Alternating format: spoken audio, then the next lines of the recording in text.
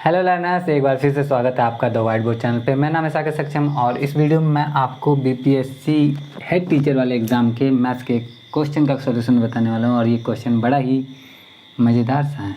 देख रहे हो क्वेश्चन को, 1/√9 minus √8 minus 1/√8 minus √7 plus 1/√7 minus √6 minus देख लो, अपने आप देख लो, समझ लो, आप लोग सब खुद ही समझ लो। अब इस क्वेश्चन के सॉल्यूशन के बाद क्या है ना कि नॉर्मली हम जानते हैं √9 की जो वैल्यू होगी वो 3 हो जाएगी। ऐसे प्लस माइनस 3 होता है, लेकिन ज़्यादातर हम लोग 3 ही लेके चलते हैं। तो यहाँ पे देखो, √9 की वैल्यू तो हमें मालूम है, लेकिन √8 की जो वैल्यू होगी वो √2 के करीब आ जाती है लगभग। लेकिन √7 की जो वैल्यू है ना वो कैलकुलेट भी नहीं होती, तो √7 ही रह जाती है। तो इस क्वेश्चन को सॉल्व किस तरीके से करेंगे, तो देखो, सबसे पहले चीज़ की 2 हिंट देता हूँ मैं आपको। जब भी आपको बटा में रूट के अंदर में कुछ मिले, जैसे 2√3 मिल गया, तो आप समझ, अगर कोई क्वेश्चन आप सॉल्व कर रहे हो और आपका इस तरह का कोई आंसर है, तो आप यही मान के चलना कि आपका आंसर शायद अभी आया नहीं, क्योंकि ऑप्शन से मैच नहीं करेगा। सॉल्व करने के बाद आपको इतना है और ऑप्शन में ये नहीं है, तो आप क्या करोगे। तो ऐसे केस में ना आपको याद करना पड़ेगा कि हम लोग कोशिश ये करते हैं अक्सर ना कि बटा में रूट में ना रहे। तो रूट हटाने के लिए, नीचे से रूट हटाने के लिए हम क्या कर सकते हैं, ज़्यादा से ज़्यादा हम यही कर सकते हैं कि ऊपर भी √3 से गुना कर दो, नीचे भी √3 से गुना कर दो। होगा क्या, तो ज़्यादा कुछ नहीं होगा, ऊपर √3 आ जाएगा और नीचे 3 का 3 में √3 का √3 में गुना होगा तो हो जाएगा हमारा 3, और 3 का 2 में गुना होगा 6, तो ये हो जाएगा हमारा √3/6। और ये आंसर हम कंसीडर करेंगे। तो बटा में रूट को नहीं रहने देते हैं, ऐसा मान के चलना है, ठीक है। अब यहाँ पे देख रहे हैं जितना भी है सब तो बटा में ही है और रूट में भी है। तो इसको हम कैसे करेंगे, तो कुछ नहीं, जैसे अभी यहाँ पे प्रमेयीकरण हमने किया था वैसे इस तरह के क्वेश्चन का प्रमेयीकरण कर देंगे। दूसरा हिंट ये कि जब भी आपको इस तरह से दिखे, जैसे ये लिखा है √9 माइनस √8, और आपको स्पष्ट रूप से दिख रहा है कि 9 में से 8 घटाते हैं तो 1 आ जाता है, तो ये भी समझ लेना कि, तो भी समझ लेना आप लोग कि यहाँ पे भी प्रमेयीकरण करना है। तो 2 चीज़ें हमने देखा कि 9 में से 8 घटा रहे हैं तो 1 आ रहा है, और दूसरा चीज़ हमने देखा कि बटा में रूट में है। तो ऐसे केस में प्रमेयीकरण ही बेस्ट ऑप्शन होता है, ठीक है। तो अब प्रमेयीकरण कैसे करना है, तो जब माइनस में रहे बटा में, प्रमेयीकरण करने का सिंपल सा नियम है कि सेम चीज़ लिखो लेकिन प्लस में लिखो। ज़्यादातर ऐसे ही होते हैं, अब सारे ऐसे होते हैं ये मैं नहीं कह रहा, ठीक है। तो यहाँ पे जब हम इसको प्रमेयीकरण कर रहे हैं तो हमें देखने को मिल रहा है कि अब इसका गुना ऊपर में हो रहा है, तो √9 प्लस √8 आ रहा है, और नीचे में क्या आ रहा है, तो इन दोनों का गुना हो रहा है।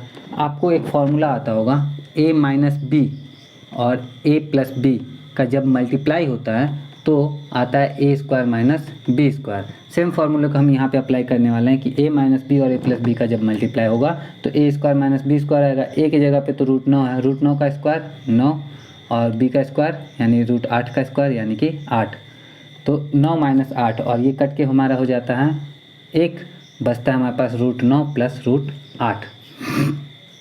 तो इसलिए मैं कह रहा था कि ये तो √9, मतलब ये जो हमारा 1/√9 माइनस √8 था, ये बराबर आ गया किसके, √9 प्लस √8 के। बटा में 1 हट गया हमारा, ये इसीलिए 9 में से 8 घटा रहे हैं तो 1 जो बच रहा था, इसलिए प्रमेयीकरण में क्या होता है कि 1 हट जाता है अपने आप और ये बच जाता है हमारे पास में।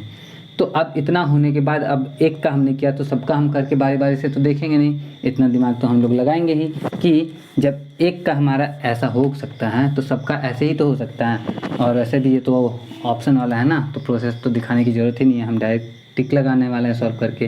तो अब यहाँ पे हम देख रहे हैं कि इसकी जगह पे हम लिखते हैं √9 प्लस √8, और ये ब्रैकेट में रख के ये माइनस लगाते हैं। इसकी जगह पे भी लिखेंगे √8 माइनस √7, फिर यहाँ पे प्लस है तो प्लस लगाएंगे। इसकी जगह पे लिखेंगे √7 माइनस √6, अच्छा यहाँ माइनस नहीं प्लस लिखेंगे ना, क्योंकि यहाँ माइनस का प्लस हुआ है तो इस माइनस का भी प्लस होगा और इस माइनस का भी प्लस होगा, क्योंकि ऊपर में लिख रहे हैं इस बार हम लोग, ठीक है, बटा में नहीं लिख रहे हैं। फिर ये माइनस लगाया, इसके जगह पे आ जाएगा √6 प्लस में √5, और लास्ट में हमारा प्लस के साथ में √5 प्लस √4।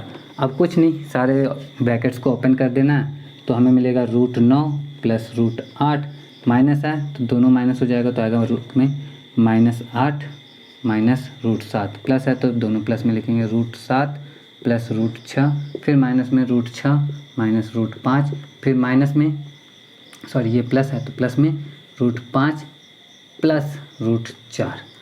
अब कुछ नहीं, +8 -8 -7 +7 प्लस माइनस सब खत्म, बचा हमारे पास में √9 प्लस √4। अब क्या करना है, तो ऐसे तो इसका क्या मान हो सकता है, आप ही बताओ। इसका मान हो सकता है हमारे पास में 3 + 2 = 5। ऑप्शन बी हमारा करेक्ट आंसर हो सकता है बिल्कुल। वैसे एक और मान हो सकता है इसका, आपको पता है ना, आप भी वही सोच रहे हो शायद, कि अगर हम माइनस वाली वैल्यू को लेते हैं, ठीक है, तो माइनस वाली वैल्यू को, जैसे कि रूट में 9 है तो ये -3 भी तो हो सकता है। तो अगर हम -3 को लेते हैं, इधर -2 को लेते हैं तो -5 भी आ सकता है, ठीक। लेकिन कब कहाँ क्या लेंगे वो सब हमारे ऑप्शन में भी नहीं है। ऑप्शन से अगर मिलता जुलता रहता तब तो हम इस पर टिक करते, लेकिन ऑप्शन से मिलता जुलता भी नहीं है, तो हम 5 को ही राइट आंसर कंसिडर करते हुए ऑप्शन बी पे टिक करेंगे और हमारा क्वेश्चन सॉल्व हो जाएगा। तो बस इसी तरह से इस क्वेश्चन को हमने सॉल्व करना था, हमने कर लिया। उम्मीद करता हूँ आपको समझ में आया होगा अच्छे से। अगर समझ में आया हो, वीडियो अच्छा लगा हो तो लाइक करके ही जाना वीडियो को, और ज़्यादा अच्छा लगा हो तो कमेंट भी कर देना। बाकी सब्सक्राइब, इस तरह के वीडियोस में इंटरेस्ट हो तो कर देना, नहीं तो कोई बात नहीं है, आपके काम आ गया एक वीडियो, उतना मेरे लिए काफ़ी है। बाकी कभी भी ज़रूरत पड़े तो मैं मिलता हूँ आपसे नेक्स्ट वीडियो में। जय हिंद।